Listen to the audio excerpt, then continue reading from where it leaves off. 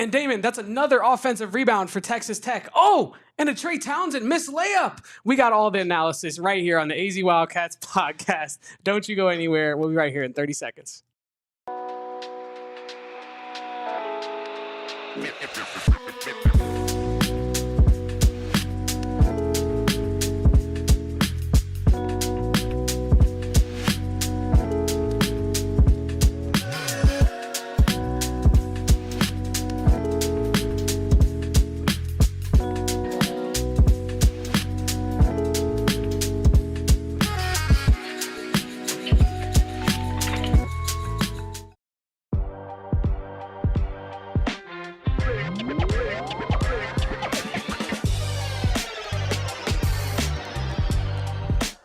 What's up, guys? Welcome into the AZ Wildcats podcast.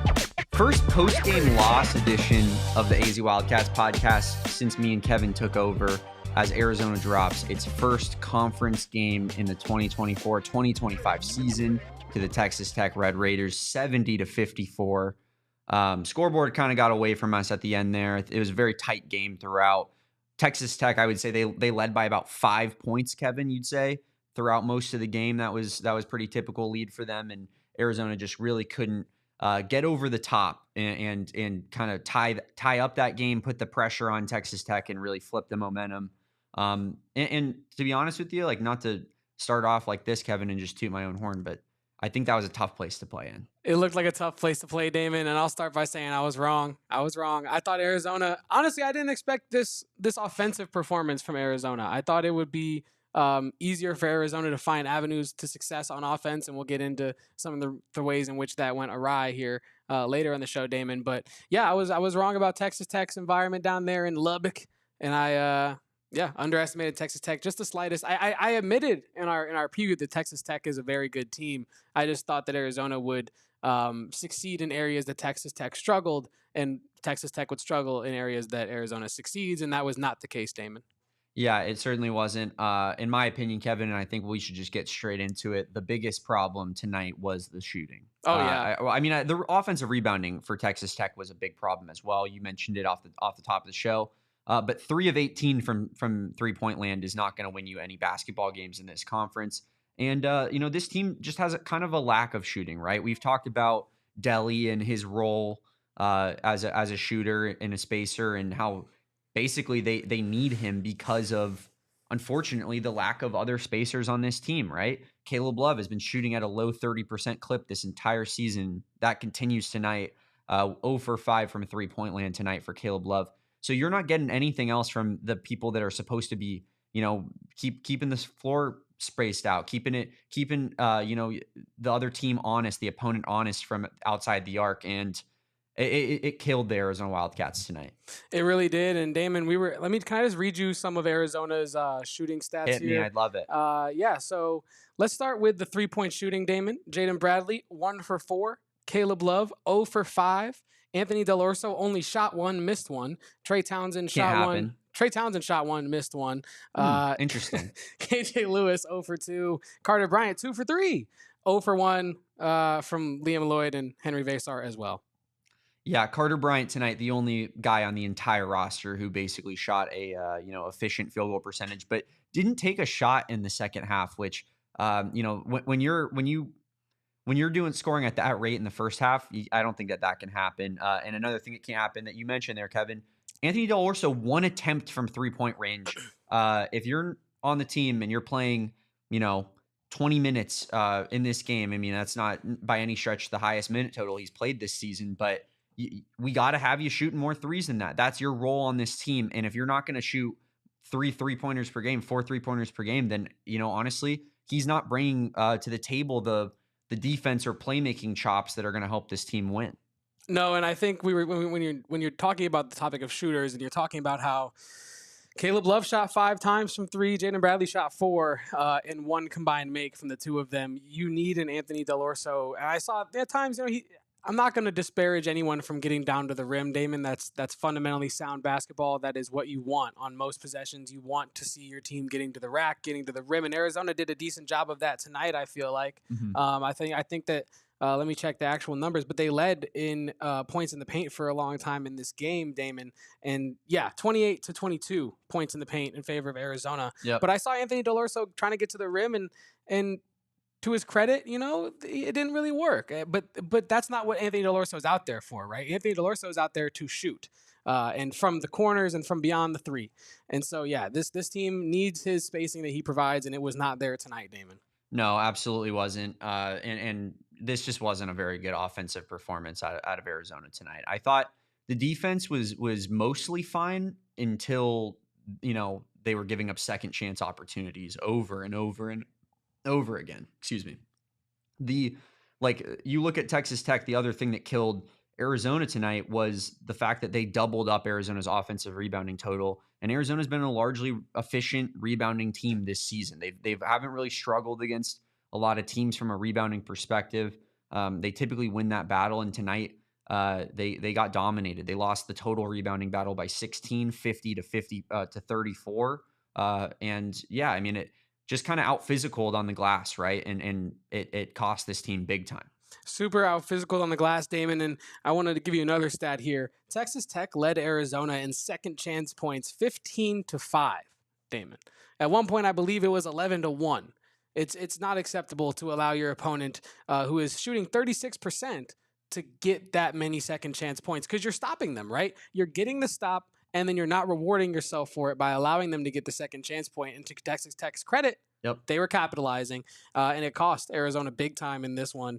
And yeah, I mean, that was pretty much the difference in the game, was the lack of tenacity on the offensive boards and the ability of Tech to, when Arizona was trying to make waves back into the game, they would get the lead down to about 5, about 3, something like that. And then Texas Tech would have the ability to get second chance points, force a silly turnover, and maintain that lead on Arizona, who I believe, I don't know if you said this live on the show or if it was on our pre-show conversation, Arizona only led once in the game, and it was 2-0, I believe, right, Damon? Yep.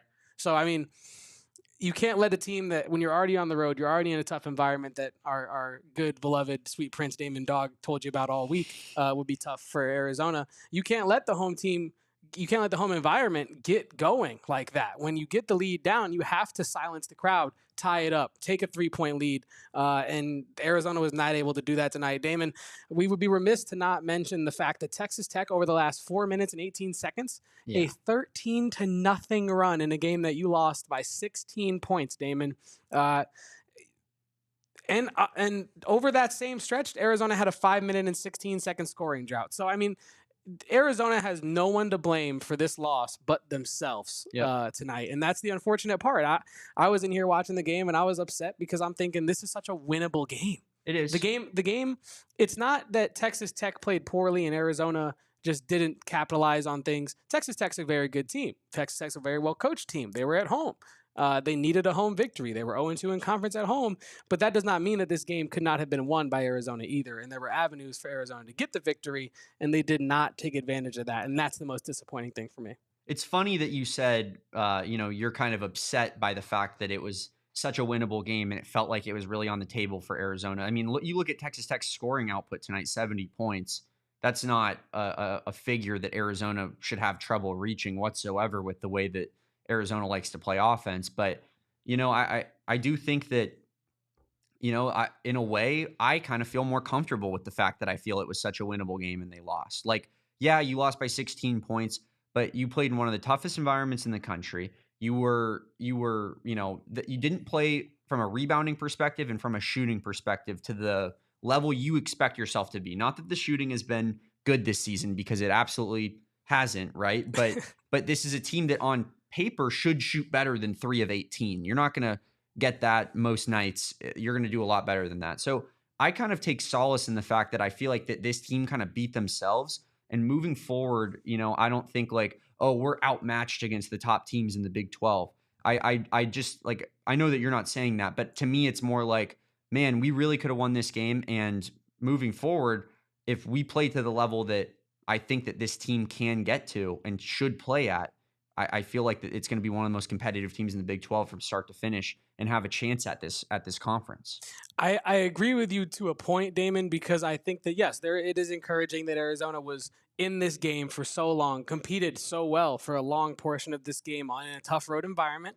But I think when you're in a conference like the Big 12, these are games that I think that you look back on at the end of the year kind of as like if Arizona, his resume is a couple games short of what fans expect it to be, you're going to look back at some non-conference games and games like today where it's like, this is a winnable game, and this is starting to become a trend, right, Damon? And that's where, for me, I separate from you on that take, because while, yes, it was encouraging, this is now how many post games consecutively that you and I are having a conversation about Arizona having a long scoring drought to end the game. The last 5+ minutes of this game, Arizona did not score. And so I think that if this was a one-off or the second time that it had happened, I think I would also feel still silver linings about the loss. But I think it is upsetting because this was a winnable game, a game that Arizona, I'm not going to say needed, but I think really, really wanted to continue momentum and probably get that ranking when next week comes around, which we don't know if that's going to happen anymore. Yeah. I think the optics of a 16-point loss in which you score 54 points might push Arizona out of the top 25 this week. Even though if you truly watch the game, I'm just kind of assuming that a lot of these people that vote on these top 25 polls are not really watching all these games, because that's kind of been determined at this point, right? Yeah. That's why Arizona and Arizona State get mixed up by writers every single year, because these people they're not actually putting in the effort to look at the entire picture. But if they did, I think they'd see that this game was a lot closer than what maybe the final score indicates. But as you mentioned, Kevin, it is a humongous problem that these runs that Arizona keeps giving up or kind of self-inflicting on themselves late in games. You look at KW here, and obviously he's a little bit on, off his rocker, saying fire Tommy, and I don't agree with that, but he has a point here. Every game, win or lose, this team falls apart in the last 4 minutes of the game. That's a Tommy problem.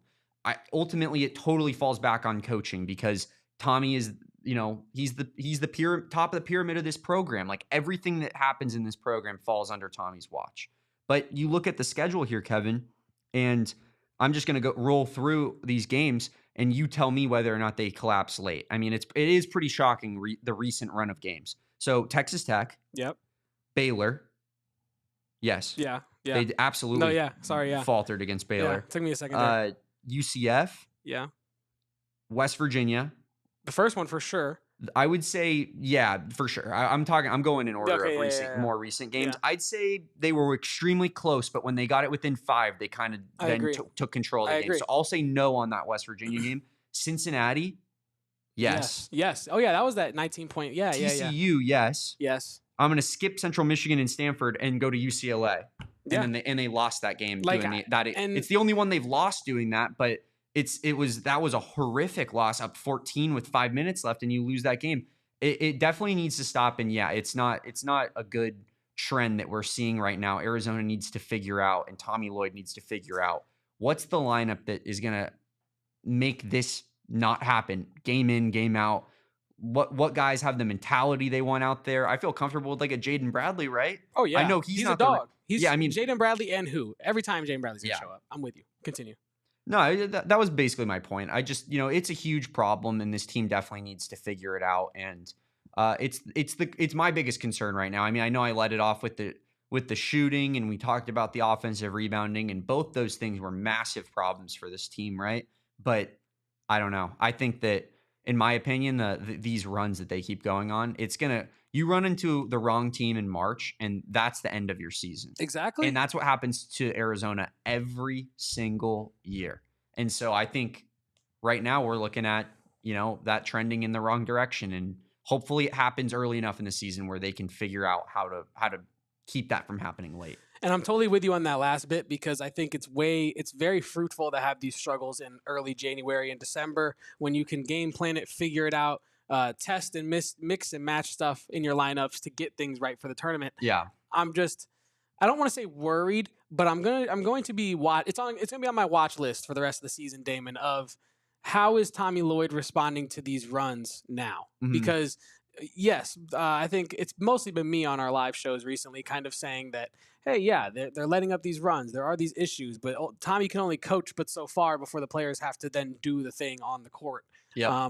But how many games can I say that before I'm like, well, maybe there is a larger problem here with this year's team specifically. I'm not saying with Tommy Lloyd. I'm saying with this year's lineup management specifically. Maybe there's some math that's being miscounted, so to speak, there. But I know you and I want to talk a little bit more about some possible lineup changes here. In the next segment, because I know we're gonna get gross. Yeah, Damon has some nasty stuff to rip off. Kevin's gonna put his shield up and defend some people. On guard. But we'll be right back after this break on the AZ Wildcats podcast. Damon, something that's not really been brought up enough in all of our AZ Wildcats analysis is nutrition. Maybe the team just is. Maybe they were hungry today. Maybe there just wasn't really good food in Lubbock. I think they weren't hungry enough. Maybe they ate good beforehand with our friends at HelloFresh. Got them a little bit more lackadaisical.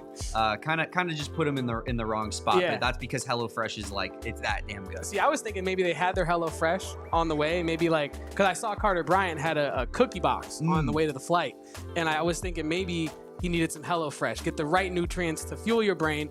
And if you're just tired of trying to figure out what's for dinner, if you're not taking a Big 12 road trip, but you just don't know what's for dinner, HelloFresh is a great way to have that figured out for you. They'll deliver ready-to-make ingredients to your door, and now with their new ready-to-make meals, you can just pop something in the microwave, 15 minutes, boom, set everything up, you got dinner, and it's beautiful, Damon. HelloFresh's new ready-made meals go straight from the fridge to your fork in just 3 minutes. It's the same high-quality ingredients and restaurant-worthy flavor you expect from HelloFresh, but just with none of the work. So usually, HelloFresh will ship ingredients to your door, and you got to do the work of making it. It's not a lot of work, but you got to do some labor to get the food to your plate. With the ready-made meals, you just pop that thing in the microwave, pop it in your mouth. That's simple. Save valuable time with fewer trips to the grocery store thanks to HelloFresh Market. That's over 100 add-on items you can add to your weekly box, like quick breakfast, packable snacks, beverages, and more, Damon. You can get little mini pancakes with your box if you have dinner and breakfast. It's beautiful. I used to do this all the time in college, but you can get up to 10 free meals and high-protein items for life at HelloFresh.com/Wildcats10FM. 1 item per box with active subscription. Free meals applied as discount on first box. New subscribers only. Varies by plan. That's up to 10 free HelloFresh meals. Just go to HelloFresh.com/Wildcats10FM. I've been on those planes, Kevin. They wish they had HelloFresh on those planes. Oh, yeah. America's #1 meal kit? You want that. The meals they're handing out, no bueno. I've had them when I worked for the football team. What is bueno, Kevin? Mando. If you want to smell better in the year 2025, the year of our Lord 2025, Mando is the way to go. The year of our Lloyd? Sure. I hope so. I sure hope so, Kevin. Because our friends at Mando, they're going to help you smell better. I'm sure the basketball team is all locked up on their Mando products. I'm just going to say, I bet we have the best smelling team in the country, Kevin. Oh, definitely. Especially if they're using Mando. They are. Come on, man. They are, brother. But last time, I forget who it was, but good sir left 2 super chats. Kevin and I are now $1 away from our new Mando starter pack. Because it only costs $5 to get that Mando starter pack with our promo code PHNX. It's perfect for new customers. It comes with a solid stick deodorant, cream tube deodorant, 2 free products of your choice, like mini body wash or deodorant wipes, and free shipping. As a special offer for our listeners, new customers get $5 off a starter pack with our exclusive code. That equates to over 40% off. And use code PHNX at shopmando.com. Shopmando.com. Please support our show. Tell them we sent you. Smell fresher, stay drier. Boost your confidence from head to toe with Mando. Bars. I mean, I'm not. Can I transition out of that one by saying someone stunk tonight, Damon, and someone could have used Mando. Someone really could have used some Mando. Maybe on the armpits, on the other armpit, maybe shooting arm. Yeah, shooting arm under the shooting arm sleeve. That really stank. But Trey Townsend. I'll just go out and say, okay, you're gonna say. I was gonna say, why is Trey Townsend taking 9 shots in a basketball game when he's making 2 of them? Oh yeah. I mean, look, me and Damon like to think of ourselves as good cop, bad cop, right? Me being good cop, Damon being the nasty. I'm a bad gritty. Guy. I'm a bad guy. If you don't believe me, cigarettes in the interrogation room. If you don't believe me, go check out my interaction with Dodgers fans from last night. It's not going so hot right now. Yeah, but no, Trey. I started there to say this: good cop, bad cop. My good cop has been that. Well, we need Trey Townsend's size, and he's been playing decent defense against some of our opponent's best bigs. His offense is so hard to watch, Damon. And I'm not trying to be rude. I'm not trying to be mean. I'm not trying to be over dramatic. You aren't. But like You aren't being. 2 for 9. You're being honest, And Kevin. like the layup he smoked, Damon. Everybody on the team makes that layup, Damon. Everybody. And then what did it do on the other end, Kevin? What did it lead to? Yeah, so Trey Townsend at a point in this game smokes a literally open layup, no contest. It just gets blocked by the rim. Down the other end, Texas Tech 3. This is during a 7-0 Arizona run. Trey Townsend had the opportunity to make it a 9-0 run. Misses it. Texas Tech 3. That's now a 5-point swing for Texas Tech. And the momentum for Arizona was dead. And it's just like, I don't know, like he has his moments, but it's time, Damon. Starter Bryant has the movement has never been stronger. The platoons have never been deeper. Yep. We're ready to go to battle for Starter Bryant. We are indeed. I'm just looking back, Kevin, at our rosters because I was trying to go back and find when was the last time we had a power forward that I believed in less than Trey Townsend. And I had to go back to the 2018-2019 disaster season in which Sean Miller lost his job, I believe. We went 17-15. He actually didn't lose his job that year. I apologize.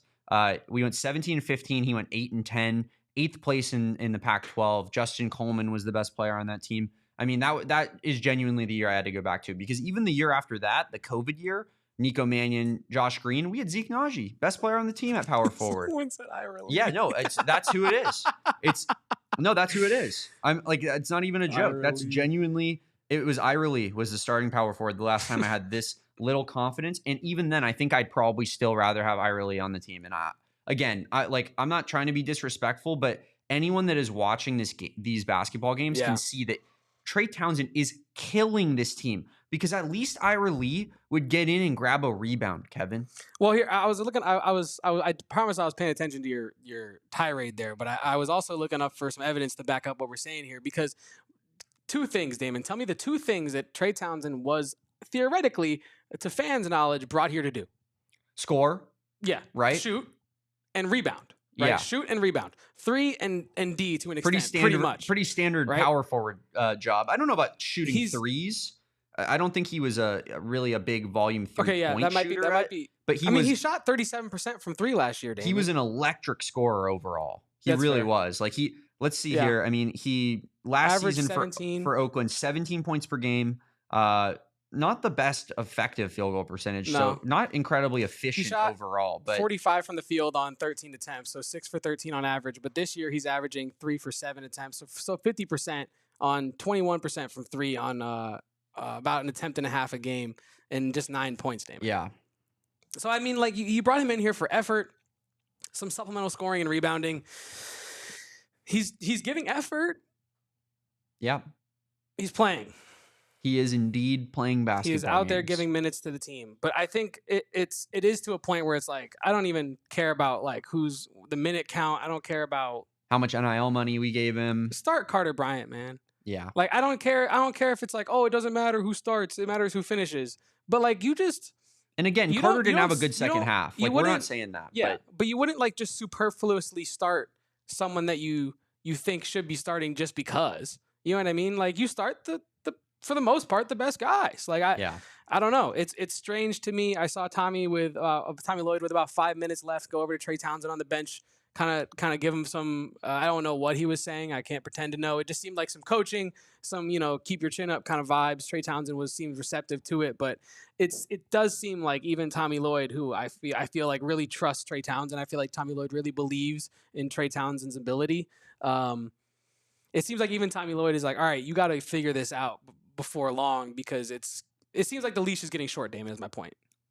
It certainly should be because again, we keep talking about it, but he's just not a positive for this team right now. It's like things are not, he's not pushing this team in the proper direction. And 2 rebounds from your power forward is, and again, Carter had 2 rebounds as well. So it's not like we're trying to say Carter is like some perfect player that could come in and just, will never make a mistake and blah, blah, blah. I think what we're trying to say is Carter's ceiling is certainly a lot higher than Trey Townsend. Trey Townsend's in his 5th year of college basketball right now. He was the conference player of the year in a Horizon League that is supposed to be one of the better small leagues in the country. And, it just hasn't translated. Like, I'm sorry, but like Maybe there's a reason that the 6'6" power forward who walked on to Oakland is not killing it in the Big 12 conference, right? Maybe, Like, David. Maybe and Carter there's a Bryant reason. is he's a top 20 talent. He Yeah. was a 5-star at a certain point. Like, the kid is going to be a first-round draft pick. I think we can all see that, whether it's this year or next year. And I just think the ceiling of this team and the development that Carter needs to see, like, I just want to see him play like 30 minutes a game, almost no matter what at this point, and Trey to kind of go down to more like 15. And in response to KW here in the chat that says, why are we surprised we're getting mid-major production from mid-major talent? To be honest, I think that's the conclusion that Damon just ended up at, of like, looking back on it, maybe we were tripping to expect more. I agree. Of him. No, like I think moving forward, when we get a transfer from a school like this, I think it's gonna be more wait and see type of vibes before I start being like, well, dude, did you see his tournament games against Kentucky and NC State, bro? He's electric. There's no way this guy's not gonna be awesome. It's like, that's just, he had a good stretch of games. Damon, I just had a thought that crossed my head about college basketball in the current era of NIL. Are we going to see more players kind of have like a contract year boom then bust? And let me explain. I feel you. You know how NBA players, that's a good point. They're in their contract year, they go crazy for their team because they're playing for rent, y'all. They're playing to pay the bills, put food on the table, put HelloFresh on that table. And then the next year they get the money and they revert back to what they were before because they're not pushing. Right, I'm not saying that this is what happened to Trey Townsend, but the situation reminded me of what we might see going forward of guys from smaller schools balling out in the tournament because this is their Super Bowl. Every game is their Super Bowl now. They can make 6 digits if they ball out, right? 7 digits if you really go crazy. And so I think maybe we're going to see more of this. And I'm not saying at Arizona specifically. I'm not saying, but maybe this could be a trend, Damon, where players get in the tournament, ball out for their check. And I'm not saying they check out, but I'm saying they get up to the higher level that maybe they're not ready for based on what they showed in the tournament. Or you could be Carson Beck and you could stink it up and you could become the highest paid player in the history of college athletics. Hey, man. That's an option too. You see what love does for you, Damon? But let's see here. I want to get this comment from Bomb City Balls Kenny on here. He said JT Toppin came from New Mexico and destroying Big 12 talent. New Mexico? Oakland. I can't. Oakland, Michigan. I can't put it any simpler. Yeah, the Horizon League and the Mountain West are not the same. The Mountain West is arguably just as good as the Pac-12 has been the last few years. The Mountain West is about to become the Pac-12. It is. The Pac-12, the Mountain West All-Stars, but like the Mountain West last year, by all accounts, was a better conference than the Pac-12 top to bottom last year. It's not shocking that a guy would make that, kind of smaller leap into being successful than that giant leap we're talking about. And not to mention New Mexico is a really good basketball program. I was just they're a strong basketball school. They make the tournament a lot, like year in, year out. Like, I just don't think that's very similar at all. And I honestly just I wish we had JT Toppin on this team. Oh man, how great would that be? Or Jacob Toppin from the Knicks. That'd be cool too. Obi? Yeah. But yeah, Damon. No, I think they have Jacob and Obi. Oh, really? They're both in the league. Yeah. Really? See, I've been so locked in on my Arizona Wildcats since you and I took over this that I have not been like, I don't know. Obi plays for a different team, but Jacob plays for the Knicks. Okay. So they got rid of Obi and picked up Jacob. Okay. Little fun fact for you guys: Toppin family drama. That is a little bit of drama. But keeping up with the Toppins. Should we get into by the numbers here, Damon? Yeah, let's do it. Should we start breaking this game down by the numbers here? Arizona loses to Texas Tech 70-54, 16-point loss. They shot about the same very low field goal percentage, 36-31 there. 3-point percentage, Texas Tech. I mean, yeah, sure, they outshot Arizona. They ended up shooting 26% from the 3. The assists, Damon, this is crazy. 14 assists for Texas Tech, only 8 assists for Arizona. Texas Tech clearly was able to, slow down Arizona's ball movement and kind of put that to a halt.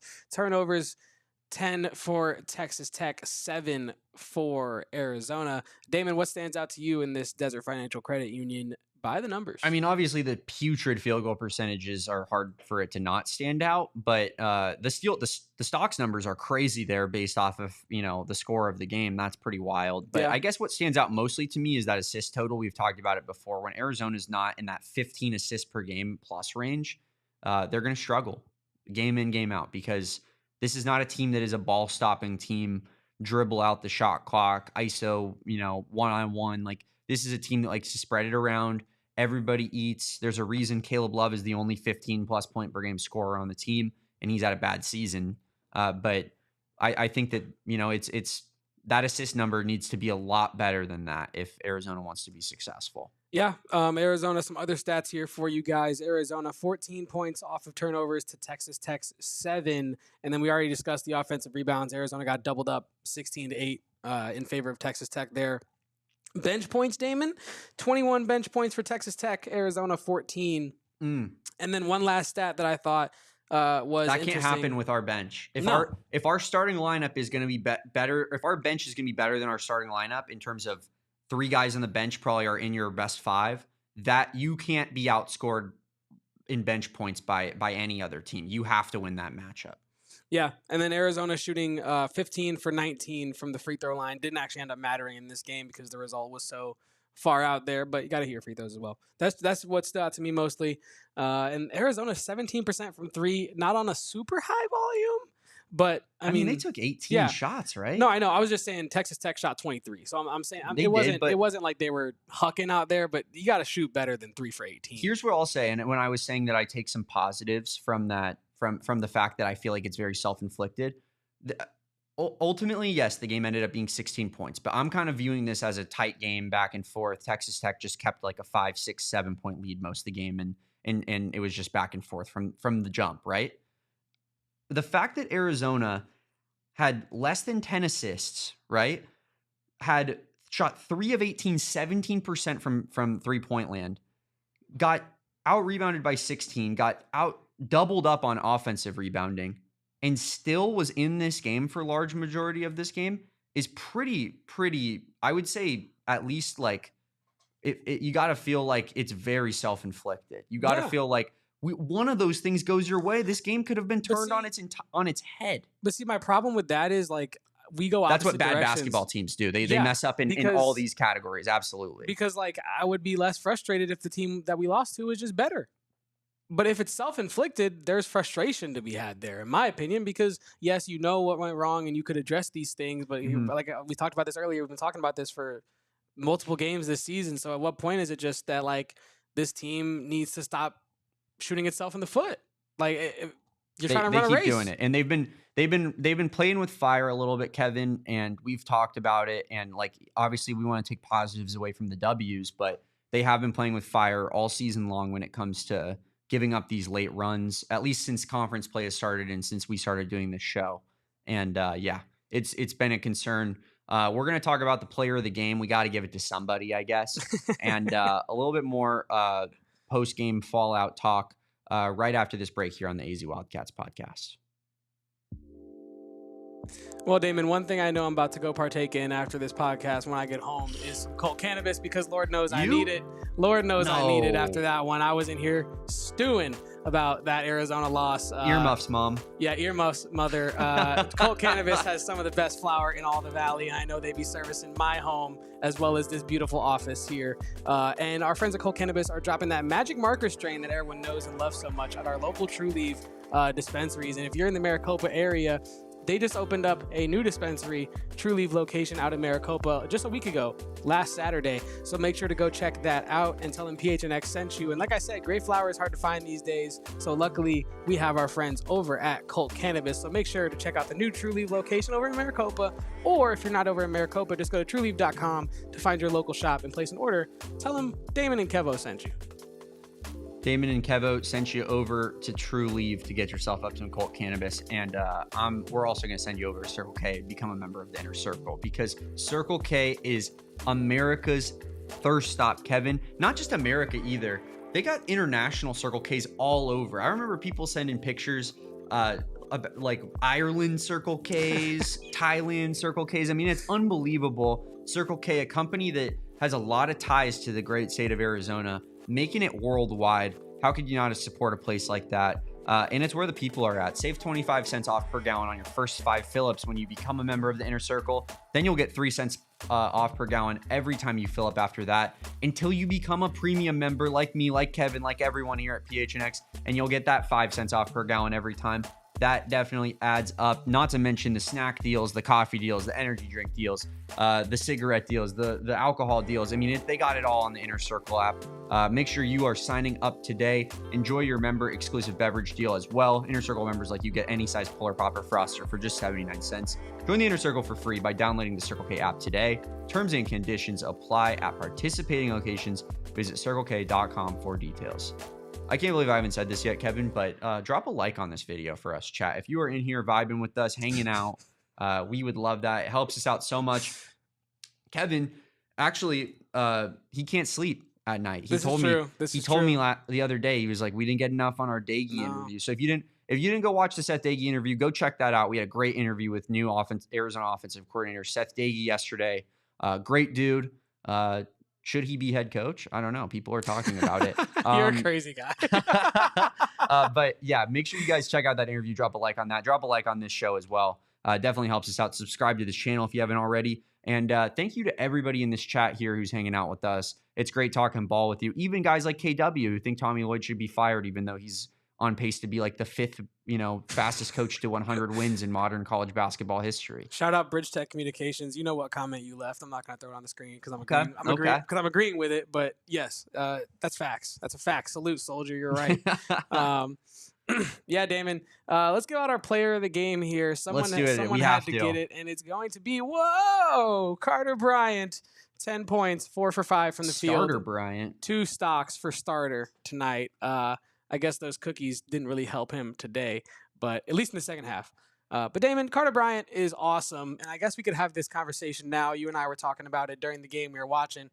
Is Carter Bryant going to be too good by the end of the season to stay at Arizona for an additional year, or will we get a second year of Carter Bryant in which he had better be starter Bryant at that point, my friend? Yeah, Kevin, I actually am concerned about this. I brought this up to your attention, and I was like, I just think Carter Bryant is, we're in a place right now as Arizona fans where there's one guy every year who you're sitting there when people are declaring for the draft at the end of the season, at least one guy. This year it was 2. It was Caleb and KJ, right? But at least one guy where you're sitting there and you're like, are we going to get him back? And typically it does not happen. Yeah. KJ Lewis and Caleb Love are like the anomaly of Arizona fans when you look at that. Dalen Terry left before he probably should have. Rondé Hollis-Jefferson was going to be the star of the team, took off, right? Nick Johnson left early, which was the weirdest thing of all time.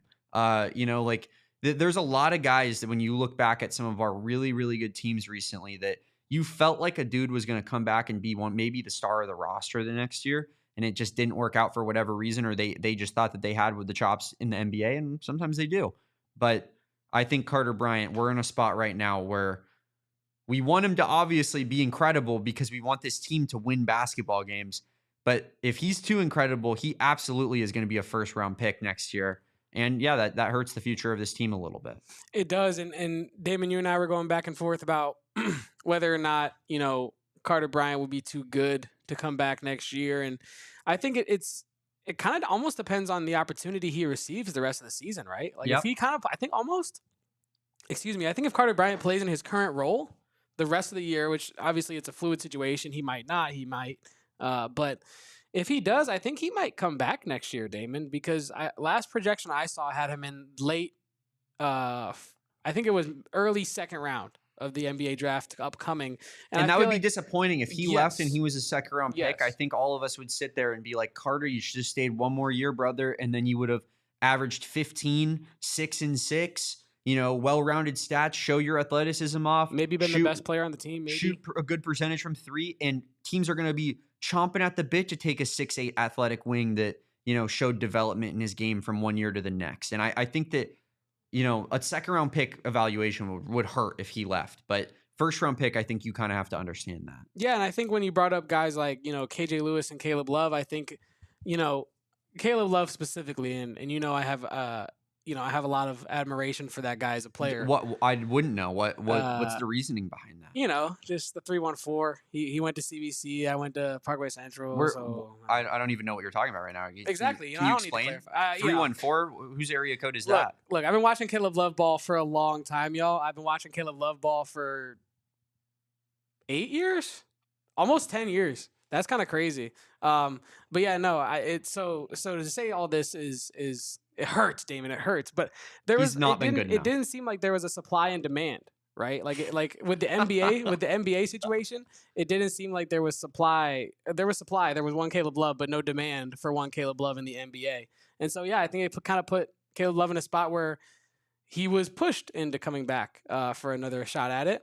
And so yeah, it wasn't surprising to me, and I don't think it's very unique. I disagree with you in that. I do agree with all the other players you listed, but I think specifically with Caleb Love, it seemed like there just wasn't demand. And so he came back for another run at it. And even KJ Lewis to an extent, of someone who kind of put his little toes in the water, and the water was kind of cold, so he came back. And so I think that that kind of plays a role in this. And I don't think it'd be the same for Carter Bryant. I think Carter Bryant would be, do I want to be late first, early second, or mid first, maybe lottery, depending upon the year, right? Depending upon the performance and the year. And so I think he could definitely be lottery if he comes back next season. Yeah. And so I think that I think there's a good chance he comes back next year, Damon, unless he absolutely balls out for the rest of this year. Which I guess would be a good thing for us, but at the same time, it better lead to wins late in the tournament, right? Because if it's a Sweet 16 berth and Carter Bryant went off every game, but that's the extent of where they make it, that would really, really hurt, right? Because it'd feel like another wasted year of a lot of talent and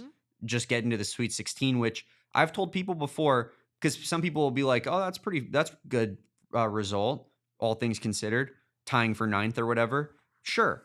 But I've seen so many damn Sweet 16s in my life, Kevin. I do not care at all anymore. I really, really don't. Nothing moves me less than a Sweet 16 at this point.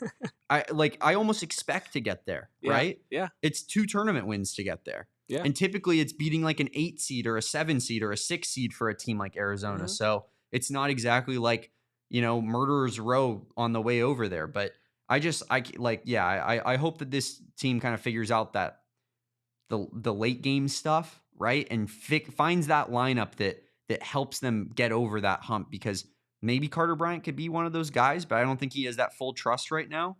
But they're going to need him to figure it out if they want to reach that ceiling, as we've been talking about. Another thing I think that we'd be remiss if we didn't talk about is we've been massive Henry Vasar guys. Oh, he had a really bad game tonight. Snowman melted. Snowman melted today. He looked lost tonight. I think that, we talked about, I think I said on the last show, and I mushed the hell out of this, so this is crazy, but I think I said on the last show, I'm finally confident in Henry Vasar game in and game out. Like, I had seen enough at that point, especially with that win against a physical team like Baylor, in which he dominated. I thought, we're getting good Henry Vasar every night, basically. And tonight he was 0 for 5. He only had 2 rebounds. He had 3 fouls in 14 minutes. Really, really rough game for Henry. He had a really cool block, though. He did.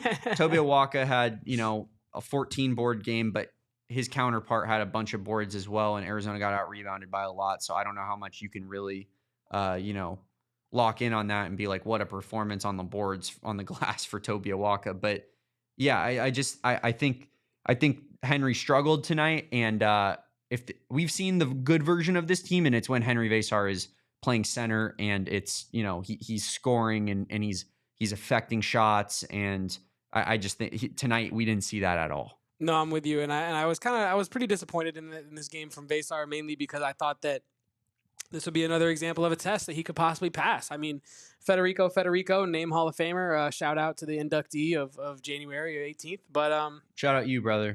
That's a huge accomplishment. It is. We don't. Totri looked at me, and earlier we were watching the game with them because ASU had a horrific game against Cincinnati in which they blew it again and dropped their 4th straight conference game to go one. I think they're 1 in 5 in conference now, but. Just fun facts for everybody at home. They're going to lose a bunch more, man. So I'm like, keep going. Totri looked at me and was like, Federico's in, right? Mm-hmm. And I was like, brother, first ballot. Yeah, first ballot. He might be the GOAT. He might be unanimous. Jizzle James and Federico are the 2 top dogs right now. We got an MJ LeBron debate going on. I like Doctor a lot. Doctor is it's fire, name. But Bradley just doesn't cook enough for me at the. That's fair. James isn't a big time last name, but it's alliteration. No, the Jizzle right. James, and I'm a sucker. I'm a sucker for alliteration. You are. Damon. You are, sir. I fall victim to alliteration very often. Yeah. You do indeed. It's the silent killer alliteration, they say. Yes. Henry Vasar, not a good game for him tonight. Not a good game really for anybody though, Kevin, when you really look at it. No, you know, literally, even no. Jaden Bradley wasn't fantastic, and he's Mr. Consistent on this team. 11 points for him, 3 of 7 shooting, 3 assists, 0 turnovers though. So, you know, overall, I think Jaden Bradley did about what you'd minimum expect his job to be. Other than that, I think, you know, Carter Bryant played a good first half, and everybody else pretty much struggled. I'm on Twitter right now, or X, as some people call it. No idea what you're talking about. Yeah, me either, honestly. That was gibberish. But Arizona trailed by 3 points with less than 5 minutes left, Damon. 8 of their next 9 shots were 3-point attempts. Yep. 8 of their next 9. They freaked out. You know what happened? It was the classic Caleb Love. Oh my God, I'm about to hit the biggest shot of the season right now. That step back, I don't know if that was in that run, but that step back that was like very short, and it was a very unnecessary step back. I yelled. We were not watching the game together at that point, and I was like, we do not need that shot right now.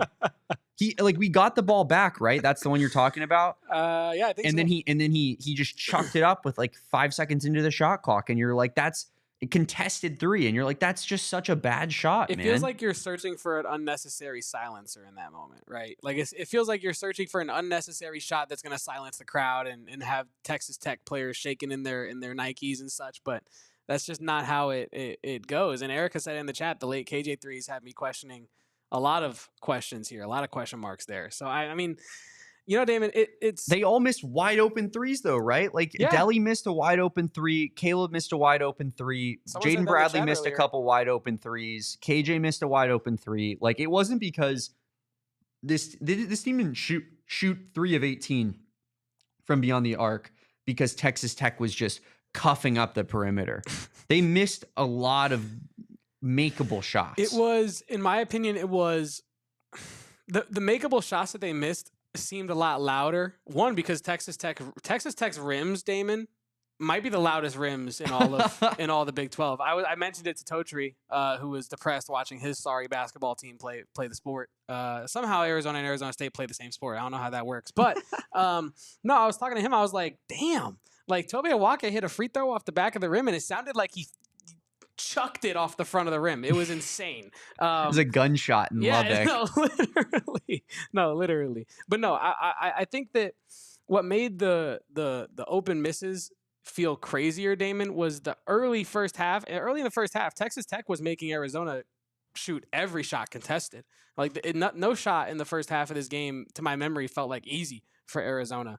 They were having to work for a lot of stuff. You don't score 54 points unless the defense is making you work really hard for every good look that you're getting. And I think that then when you get the open shots and you don't make them, it as fans, it feels even crazier because you're like, oh, you actually got open that time. You have to hit that one. And I think that, and especially in a late game situation where you don't score over the last 5 minutes and 16 seconds of the damn game, they feel really bad. The open threes feel really huge when you're not getting easy looks to begin with, and you're losing a game that you should be possibly winning. Yeah, I'm 100% with you there. I mean, it definitely makes the open shots stand out a little bit more because you're sitting there and you're like, oh, we're down 5 and we get an open 3. I mean, that's the type of shot you just have to hit. Yeah, you can't miss a shot like that. And even though it's hard to put in a vacuum, like, oh, it comes down to one shot. If Anthony D'Orso hits that 3 down, 6 points or whatever Arizona was when he got that really, really good corner look on that scoring drought, I think it was towards the beginning of that scoring drought. That game could be flipped on its head potentially. Like it's little things like that could have, kept this from being a 16-point blowout kind of presenting loss, right? Yeah. But yeah, I think. There was a lot of things that could be fixed from this game. I'm sure Tommy's not happy with the way things went, and I'm sure he has a lot to say more about that on his post game presser, which we will be recapping on Monday. We have been doing that, which has been for everybody that misses it. We go and we pull the clips from Tommy that are we find worthwhile. We got some fine sponsors to talk about here, Kevin, and some friends and partners of this program. So let's do that right now. Well, if you're anything like me, that Arizona loss has you wanting to just go floating down a river, just on a inner tube, just kind of dissociating and just thinking about just me in the water, Damon, just me in the water. And if you don't want to worry about your cooler while you're floating down the river, check out our friends over at Rugged Road. They have 10% off with the code PHNX, and you're like, 10% off of what? Well, I got you with 5 qualities, Damon. You want floatable, you want lightweight, you want durable, and beautifully dependable, and you want versatile? Yeah, Rugged Road Coolers has all that for you. They're floatable, unlike any other heavy-duty cooler, and Rugged Road Coolers are incredibly tight, making them incredibly light, making them easy to transport on any trip, Damon, as well as being extremely durable. They also keep their contents cool for a week, 7 whole days, which is unbelievable. I mean, it seems so crazy that it's almost like, why would you need something to stay cool for 7 days consecutively? That just seems... perfect. It's unnecessary, but but our friends at Rugged Road, they don't care. Yeah, if my phone had 1,000 hours of battery, I don't need 1,000 hours of battery, but I love it. Yep. Rugged Road has 7 days of keeping your contents cool, and oftentimes much longer than that even. So make sure to get ready for any adventure with Rugged Road Coolers. Head over to ruggedroadoutdoors.com and use code PHNX for 10% off your order. Lightweight, durable, and always floating upright, perfect on land or in water, so leave that old heavy cooler at home and get yourself a better cooler for the new season. Rugged Road, your ultimate outdoor companion. Also, another fine partner we want to talk about here is Saturday Neon, a company that was started by 2 buddies from college, just like you guys sitting at home watching this program. And they make beautiful LED neon signs, perfect for your home, office, dorm room, fan cave, bar. We love it here in our office. We have a big giant. I want to talk about the one that's behind Kevin right now because it makes me sick to look at while I'm doing this show. But we have a nice, beautiful, big block A Saturday neon sign over in the in our office, kind of near our studio A where we usually do the show. It lights up so beautifully. You can find it on the McHale Madness podcast, Kevin, and Saul and Corey Williams' shot, I believe. Both their shots, They both have a Saturday Neon block A. You can kind of get a gauge for what we're talking about here. Beautiful size, color to it, and super easy to install with over 100,000 hours of battery life. The perfect gift for this extension of the holiday season, if you will. Every day's a holiday. Yeah, I mean, that's what our fine friends at Saturday Neon, I think that they're considering this. I mean, what MLK Day on Monday? Yeah, get it. Is that not a damn holiday? Get an MLK neon sign in celebration of MLK Day. I had a dream you bought a Saturday Neon sign, Kevin. Use code PHNX10 for 10% off your order at SaturdayNeon.com. Oh, I had a dream. Was that okay? That was very okay. That felt like a little iffy coming out. I don't know. I thought it was funny. I mean, I think if MLK was around these days, he would have some pretty crazy dreams. He seems like a guy that had a good sense of humor on. I agree. I do agree. I think MLK liked to have fun, and I don't think he was probably too rigid of a guy. Shout out MLK. We miss you, buddy. But yeah, David, let's get back to basketball here. Let's do it. Let's get back to basketball here. Damon, what is something that I think... Hold up. Erica says that they're debating soups on the Sun Devils show.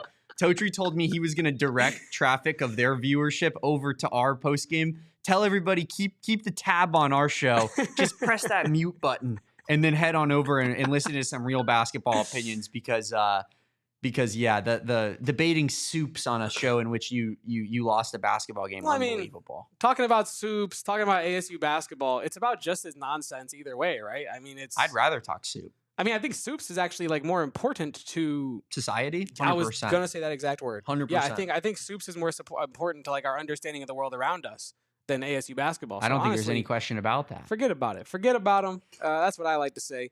But Damon, can we look at Arizona's upcoming schedule? I know we have Oklahoma State coming up, Damon. That is now, I mean, in every sense of the word, it's a must win. 100%. You can't lose to Oklahoma State after. Wait. Is it a must win or is it a can't lose? Think about it. That was deep, man. You get back to me. That was deep, man. I think it's a can't lose. I mean, sure. Yeah. Must win, can't lose, whatever. So different. Yeah. I mean, just two entirely different things, Kevin. I think the mindset might be different there. Like maybe you're scared if you can't lose. And if it's must win, maybe you're pumped up. I'm not saying, no, it's not a, ooh, we can't lose. It's a, can't lose. Like that type of mentality. Oh, see, I think it's You like feel me? I do think though that it is like oh, we can't lose this one, guys. Oh, geez. Oh, gosh. And then, if you do win, it's like we must win this game. We cannot lose. See, maybe that's like in the second All right, half I guess of we'll what just you're have to saying. agree to disagree on that one, brother. But yeah, Arizona Oklahoma State State has to beat Oklahoma State. They do. Oklahoma State, not a great team. They just beat Colorado by 10 points. Who Colorado looks like maybe the worst team in the Big 12 right now. We'll see there. But Colorado, Oklahoma State, ASU, kind of the bottom feeders, I think, in the Big 12. And yeah, Cowboys are now 10-7. And they won this game off the back of 42 free throw attempts, Kevin. 42. Oh, yeah. What? Wow. I mean, talk about a whistle, Damon. You wanted to talk about, I forget who you were talking to me about when we were watching this game, but you were talking about some guy having a legendary whistle in one of the tournaments. And man, 42 free throws is a ton, Damon. But I was talking about Deron Holmes. Oh, yeah. In last year, Dayton, Arizona game in which he shot like 25 free throw attempts by himself. Oh, wait. You know what we haven't talked about yet, Damon? Tommy Lloyd didn't get his 100th win. Yeah. How could we all let him down like this? If Arizona had won today, Tommy Lloyd would have gotten his 100th career victory one game before Mark Few did it. Not like that actually matters. But best now, we can do is tie. Yeah, now the best they can do is tie and be like, see, you couldn't beat me, Tommy. You couldn't do it. That's what they're going to say. I guess what I'll say is we shouldn't lose that UCLA game then. That's an unacceptable loss if Tommy wants that record. Losing by 14 when you had a 14-point lead in the fourth quarter on UCLA is completely unacceptable. Yeah. So yeah, I'm going to blame that loss on that game in particular. I mean, West Virginia, Oklahoma, both decent teams though, and Tucker DeVries couldn't miss. True. But yeah, Damon, I do feel like it's unfortunate that we didn't get that little bit of taste of Tommy history there, but UCLA losses are always the most painful, Erica. Every day of the week. I think we're punching down a lot at ASU on this podcast because it's fun and we like to make them kind of put them in their place of where they are. But I genuinely do not view ASU basketball as a rival. No, like I don't care what they're doing. I think they're just a source of comedy for me. It's a rivalry in name only. Correct. Yeah. They think we're their biggest rival. We do not care about them. UCLA is like pretty much the only team I care about. Maybe Duke to an extent as well. Yeah. But yeah, I think UCLA is just it's always going to hurt the most when you lose to those guys. Anything that especially gives, Mick Cronin. I was just gonna say anything that gives Mick Cronin the joy, anything that makes Mick Cronin smile makes me frown. You know what I mean? If Mick Cronin's happy, I'm sad. You know what I mean? He's just he's the worst. He's an unlikable. He's not friendly. In fact, he's rude, opposite of Tommy. And he's mean, and he deflects blame. And I think there's. I'm about to go on a little mini Mick Cronin rant, but I mean he's mini himself. All right, Mini Mickey can't control his emotions despite being a middle-aged man. He hides behind the idea of his tirades being tough coaching, when in reality it's just him deflecting blame for not being able to make any adjustments in games that matter because every team looks the exact same and they never win anything. I hate it. It's the worst. It's insufferable. You get on here and you're like, oh, I'm coaching these kids tough. I'm coaching these kids hard. No, you're not. You're not teaching them anything except how to get yelled at and stay quiet. It's crazy. And I love Corey Williams. That's my guy. Mikhail Madness shout out. But Corey Williams I shouldn't misconstrue it. He defends him. He defends the style of coaching because the style of coaching is legitimate. Tough coaching is a legitimate thing, and it's a dying breed. But people like Mick Cronin, who are past their prime in the tough coaching era, they give it a bad name because what he does in the post-game press conferences is not tough coaching, Damon. It's not. It's not tough coaching. Like I said, it's deflecting blame, it's immaturity, and it's just weird and disappointing from a grown man, and I don't get it. He's out there throwing literal tantrums on the sideline. It's pathetic when he goes into the post-game pressers and he points fingers at 19-year-old players on his own team that he recruited, by the way.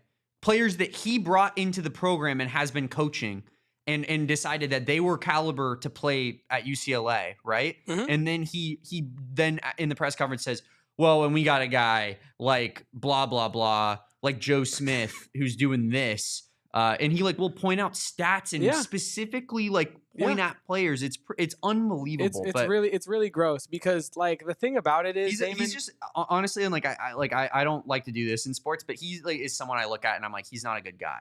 No, Like, I agree. I think he's a bad guy. I think when someone shows you their rear end, you should just Do believe you remember when he pointed? that's what they look like. Do you remember when back in the day when he pointed at Justin Spears? Yes. And he said, Justin Spears, actually our good friend of the program, Justin Spears, he posted to his Twitter recently, came up again where Mick Cronin totally got him misconstrued with somebody else and went off on him. Yes. And Justin Spears is like, dude, I've never met you before. He was like, I'm sure you'll write something different. And he was like this close to the camera when he said it. It was one of the most horrifying. Like, if I was in there, I think I'd burst out laughing, Kevin. I don't know how I'd keep a straight face. That's another point. Like, how do people take him so serious when he's going on these these little rants? Because I think it's the funniest thing in the world. The way he treats the media is so disrespectful. And I do understand sometimes coaches not wanting to field, clown questions, bro. Because sometimes there are clown questions. Sometimes there are questions that are either bad faith or misinformed or trying to frame it in a certain way that is negative, right? But the thing about, and Justin Spears is super nice, by the way, Joseph. Super. But the thing about Mick Cronin is that he's looking for beef in these post-fight press conferences. I think it was the most recent game against, was it Iowa or was it Rutgers? He's a loser, Kevin. He's a loser. Cringe, pathetic. Yeah. Some great words from a poet of sorts. Yeah. But no, to me, Damon, it's gross because he gets in there and he's like, that's a stupid question. Are you serious with that? That's a dumb question. It's like, who are you to question someone else's intelligence just because you have 500 wins or however many wins he has? Who are you to do that? And Mick Cronin gets me going. It's gross. It is a Napoleon complex, and it's disgusting. Yeah. Well, that was a good little Mick Cronin rant we went on there, talk about what a loser he is and how much we hate him. I think that was therapeutic for all of us. I think we all grew a little bit and kind of helped get us over this Texas Tech loss. Yeah. But I'm sorry, Mick. Maybe I was projecting a little bit. If you're watching over with our streaming partners, head on over to gophnx.com. Party continues over there. Kevin and I are going to wrap up some final takes here, final thoughts on Arizona's loss to Texas Tech. And we'll be back for you guys on our Monday edition as well. But Kevin, I just kind of walking away from this, I guess, what was your main final thought, final takeaway that you had that was like, this is why Arizona lost this game, or this is what Arizona needs to do in the future to ensure that these kind of losses don't continue and start to snowball? For me, there are two things, Damon, that I walk away from this game, and I really think like Arizona has a real problem with these two things. Shot selection in the last 5 minutes of the game, or just in general when they're facing adversity, Arizona has to lock in on shot selection. Can't shoot eight of your last 9 attempts being threes. Can't go multiple stretches of 2+ minutes in this game without a field goal made. Yep. Unacceptable, excuse me. And also the front court rebounding. I think it's a story to continue to monitor this season, how Arizona does on the offensive boards against teams that really get after it on the boards. Because today, if Texas Tech had less second chance points, I think Arizona is able to take the lead early in this game. Not early. Earlier in the second half, I'm with you. Yeah. And maybe actually get control and take a win on the road. But when you're letting the other team who's struggling offensively get multiple second chances, they're going to make them eventually. And yeah, Damon, those are the two things that stood out to me most. Offensive rebounding woes and lack of scoring when it matters most, and just these weird droughts. I hate to piggyback off of what you say and just have the same takeaway on when, in my answer. But I do think that when you look back at this game, if you were to rewatch it and kind of slow it down, rewind at some points of it, you'd see that the offensive rebounds Arizona gave up early established Texas Tech's lead that they had for 90% of this basketball game. Yeah. Right. Yeah. They were up about, 5 to 10 points. And that was largely because of the second chance points that they got early on, the way they were dominating the offensive glass. And then they just sustained that lead until they were able to pull away. I think if Arizona rebounds better defensively, they don't get those second chance points. Arizona's probably leading this game at halftime and leading majority of the second half. And then we've seen this team struggle with closing out, but for in large part, they've been able to hold on recently and kind of work through those second half struggles. So ultimately, I think the biggest problem on this team is those scoring droughts in the final 5 minutes of the game. But in this particular game, I think those early offensive rebounds and second chance points were the reason that the Wildcats ultimately fell to the Red Raiders. But you have to give yourself a chance to win. And our guy Lost Highway here in the chat said you can't score 54 and win. True. And that's true. You're not giving yourself a chance to win when you put up less than 60 in the Big 12. This isn't the Horizon League, Damon. You can't just do whatever and win games. And I think that this is kind of a slight gut check, I think, for Arizona in a way of you're really building momentum, 5-0, whatever it was in the Big 12 before today, and Yep. and maybe you're starting to, as Corey Williams say, look into your phone a little bit, see like, oh, they're talking about me on Twitter, we're balling, we're doing like starter Bryant, oh, they can win without Caleb Love, blah blah blah, and then you come out and get gut checked a little bit, and you put in just 54 points and lose to Texas Tech on the road in a game that you could have won. I'm not going to say you should have won, but could have won.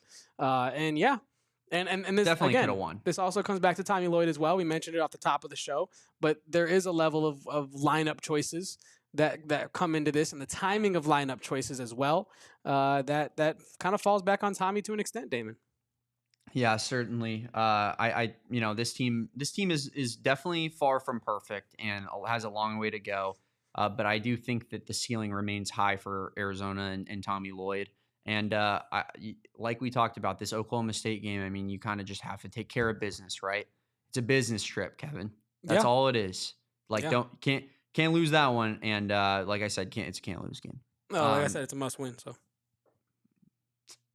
I don't know about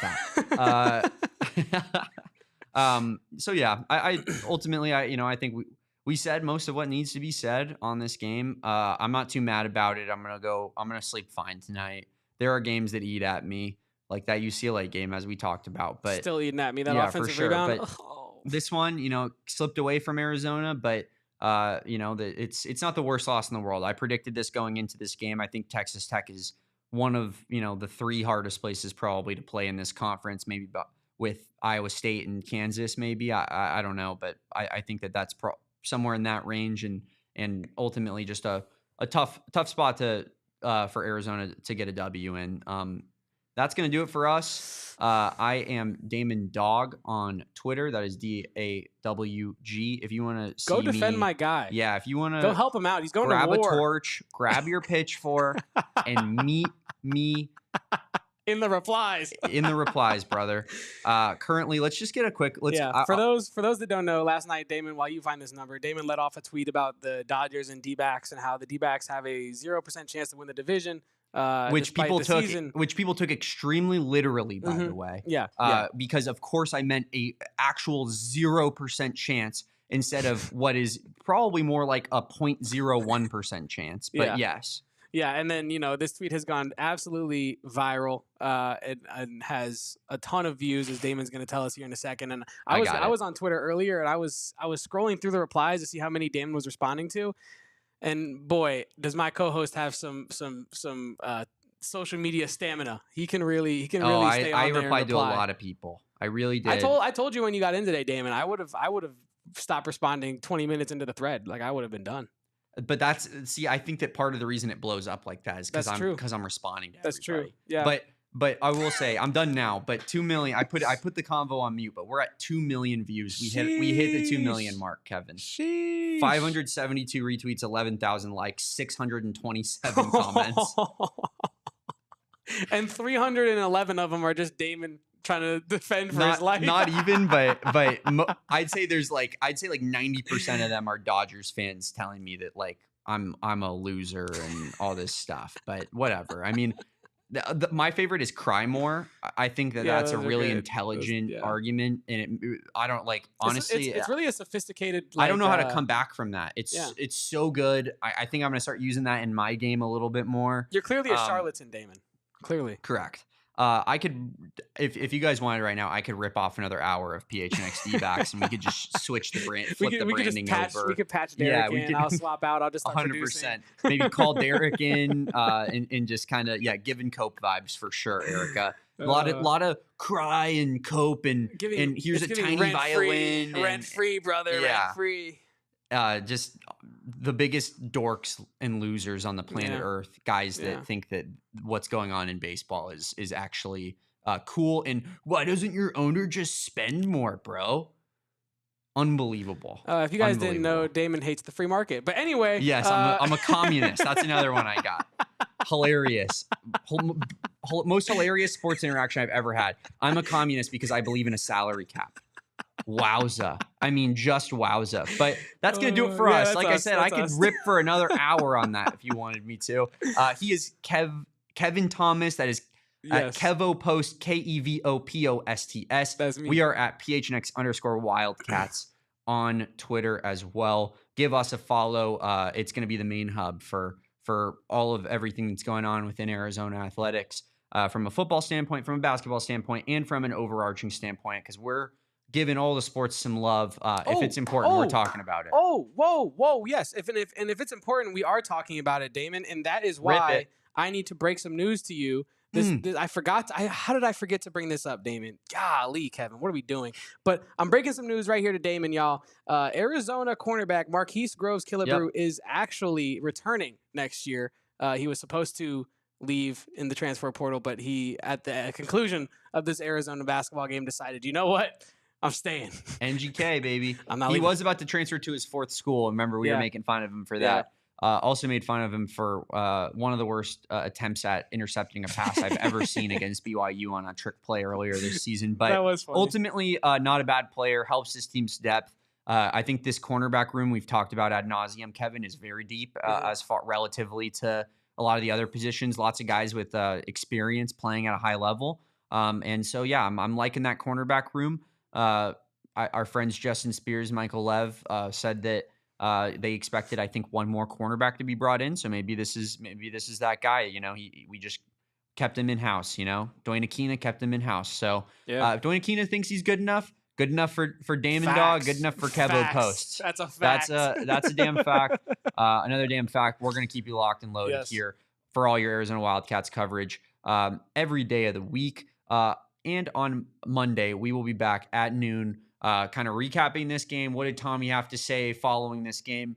And what do we have to look forward to going into Oklahoma State, as well as any football news that comes about? So thank you guys for rocking along with us. We had a great time on this show. A lot of fun discourse, a lot of avenues that we kind of broke off into. Mick Cronin, little Dodger baseball, and how much they're ruining the sport, and et cetera, Kevin. I think it was a good time. Yeah, I think we touched all the bases there, Damon. I'm really excited for Monday's show because I'm sure Tommy Lloyd's going to have a lot to say after this one. And I hope that he's fired up, because he should be fired up. There's a lot to talk about after this loss, and I think we covered just about all of it, Damon. I'm excited for Monday, and we're going to see y'all there. Yeah, we'll see you next time on the AZ Wildcats podcast. Until then, peace. Start Carter Bryant over Trey Townsend. We all silly like the mayor.